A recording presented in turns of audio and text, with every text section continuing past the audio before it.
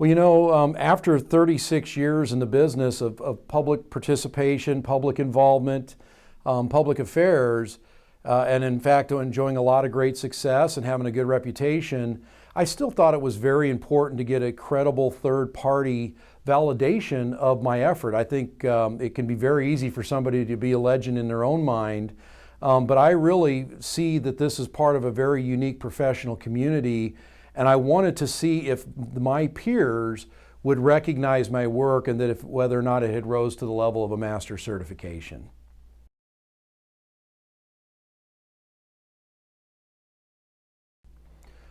One thing I definitely want to share with people that are considering seeking a certification with iap2 is to understand how completely thorough and rigorous the application process is.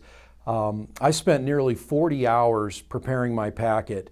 The filling out the forms was one thing, but what I really appreciated about what iap2 is doing is that this is also an evidence-based approach to evaluating your skill sets and your experience. So for every representation that I made, I had to prove and provide documentation. So it's quite an undertaking to go after this, but I think what that does is it sets a standard within the industry that if you do end up gaining that certification, that it was an evidence-based approach and that it's a valid certification, something that should be respected and appreciated.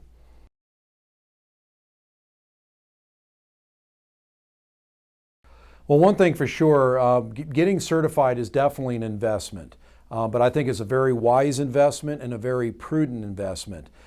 People need to understand that when they apply that there is a lot of other people involved in the review and the verification of all the information that we have to submit, and also when you actually show up in person for a lab. So there's a lot of work involved in this process. And then on the other side of that, in the marketplace, the certification is definitely adding value to my credentials and further justifying the billable rates that we charge for our services.